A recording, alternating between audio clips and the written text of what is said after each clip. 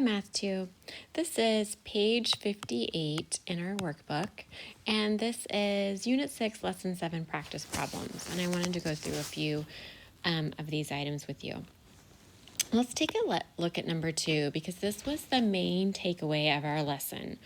The main takeaway of Lesson 7 is that a point on a parabola was equidistant to the focus and the directrix.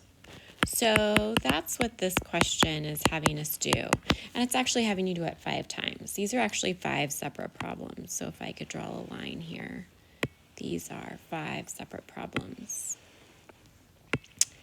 So it tells us that our parabola, the points on our parabola are the same distance from 6, 2. 6, 2 is my focus, and the line y equals 4. So the line y equals 4 is my directrix. So, sorry, I forgot a C right there. So to give you a little picture of this, my focus is at 6, 2. 1, 2, 3, 4, 5, 6, and up 2. There's my focus, and my directrix is at y equals 4. So if I can come up 1, 2 more, then this is my directrix, y equals 4. So actually then I know my vertex is halfway in between them. And so I know my parabola, and I'm just sketching it. So I actually don't know where my parabola goes through the x-axis or the y-axis or anything like that. I'm just giving you a sketch. I know that this parabola is an upside down or a downward parabola simply because my focus, which is this 6, 2, is under my directrix, which is y equals 4. So going back to my lesson, I know that it points downwards, but I don't really know where my parabola is at the moment. So I'm going to test and see if all these points are on my parabola, very similar to how we did in the lesson. I'm going to do the distance.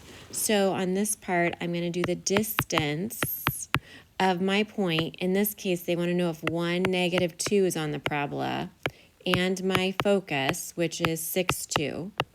And then I'm also going to do the distance of this 1, negative 2 and my directrix, which is really just a counting activity. So just like we did in the lesson today. So 1, negative 2, if I go 1, negative 2, it's somewhere right in here. And you might say, oh, it doesn't look like it's on the parabola. Well, remember my parabola was just a sketch. I don't really know where my parabola is going at this point right here. So let's go see if this point, 1, negative 2, is actually on my parabola. So let's do the distance formula. The distance between my 2 points are the difference in the x-coordinates, so 1 minus 6 squared, plus the difference in my y-coordinates, so negative 2 minus 2 squared. And this is not a lot of room. This guy inside here becomes, it looks like this would give me a negative 5 squared, which is 25. Plus, this would give me a negative 4 squared, which I know is 16. 25 plus 16 is 41, so I'm getting the square root of 41 for that answer. I'm not sure what that number is off the top of my head, but it's not a perfect square. It would be some decimal, probably 6 point something, because the square root of 36 would be 6, so it's something a little greater than that. So then let's see what the distance from 1, negative 2 is to our directrix. So let me change colors here to red. So the distance to the directrix is this vertical counting distance. So 1, 2, 3, 4, 5, 6. It's a total of 6 units, a distance of 6 from this point to my directrix. So since the square root of 41 is not equal to 6, then no, this point 1, negative 2 is not on my parabola. Let's do another one that is on my parabola. Let's check out B. So I kind of already gave it away that this is going to work, but let's see how this problem goes when it works. So I'm going to test the point 2, negative 1. And you might say, oh, 2, -1 looks like it's on it. Well, remember, this was a rough sketch, so I don't really know that this 2, -1 is actually on my parabola. But let's check it out. So I'm going to do the distance formula between 2, -1 and my focus 6, 2. So the difference in my x's are 6 minus 2 squared, plus the difference in my y's, which are 2 and -1. 2 minus a -1 would actually be a +1 squared. So this looks like it's 4 squared plus 3 squared, which would be 16 plus 9, which is 25, which equals 5. Okay, so the distance between 2, -1 and 6, 2 was 5. So now let's do the distance between my 2, -1, the distance between 2, -1 and the directrix, which is really a counting activity. So 2, -1. So I'm going to do it, I'll do a different color. I'll do green this time. So it's 1 unit to get to the x-axis, and then 1, 2, 3, 4 units to get up to here. So 5 total. So 1 unit to get to the x-axis and 4 units to get up to y equals 4. So that would give me 5. And since 5 is equal to 5, then yes, this point is on my parabola.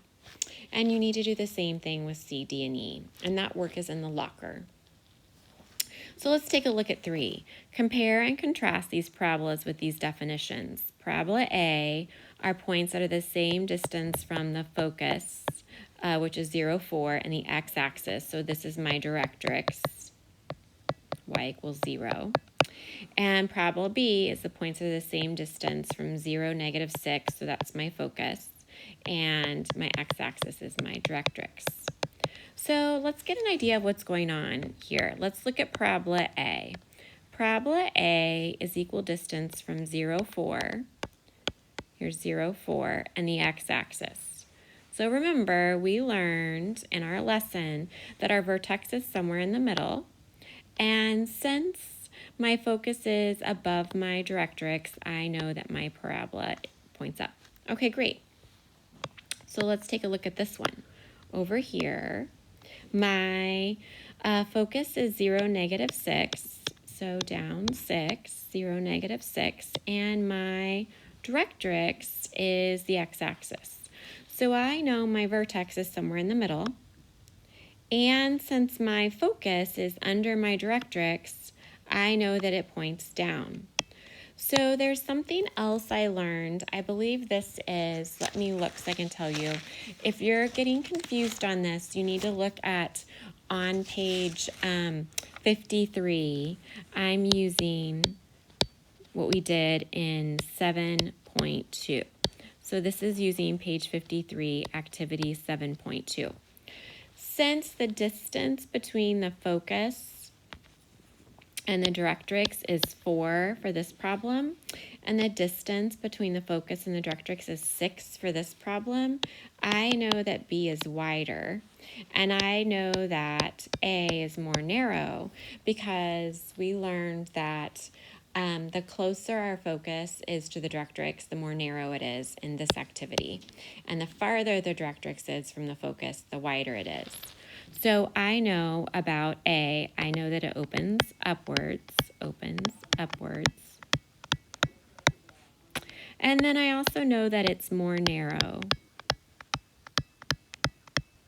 than B.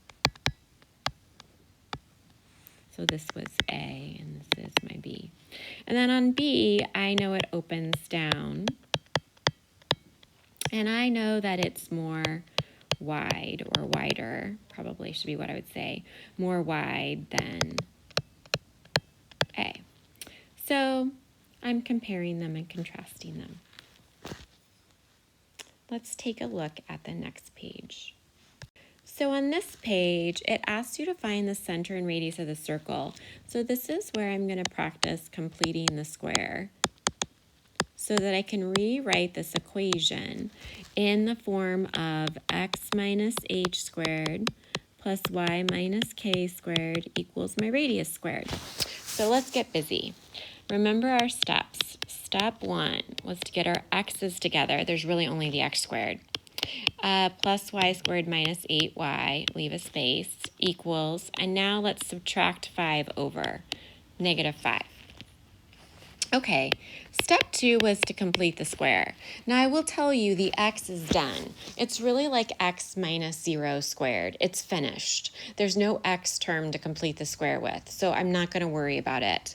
But I do have a negative 8 here, so I'm going to do my b, which is negative 8 divided by 2 squared. That's my negative 4 squared. That's my 16. So I'm going to add 16 to the left side, so I need to add 16 to the right side. That's giving me, for my step 3 I just did, that's when I added the 16 to the right side. So for step 4, I'm getting x squared plus, this gives me y minus 4 squared when I insert my number in the middle, when I complete the square, equals my 16. So now it's in this form. If you need to think of the x squared as being x minus 0 squared, you can. And this is y minus 4 squared equals 16. So my center is 0, 4, think the opposite. And my radius is the square root of 16, or 4. So in number 5, I'm supposed to match the expression with the given value for c. So remember, c equals b divided by 2 squared like I did above. So let's take a look at d together. In this case, my b term is 1. So this would be 1 divided by 2 squared. And if I do that, if I square 1 times 1 is 1, and 2 times 2 is 4. So it looks like my c then would be 1/4. So that guy would be 1/4. And then on the bottom here at numbers, and then 6 is done the same way. You're supposed to select which ones can be written as the square of a binomial. Or you're supposed to actually each one write the square of the binomial.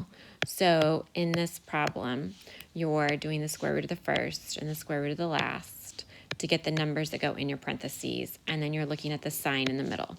So that's going back to lesson 5 that we did before spring break. And in the bottom one, you're supposed to write the equation of a circle that has a center at 1, negative 4 and a radius of 10. Again, I'm going to use my equation of a circle, and I'm going to plug those numbers in to get my answer. And that ends the problems that I wanted to talk about with you for your homework for lesson 7. Thank you very much.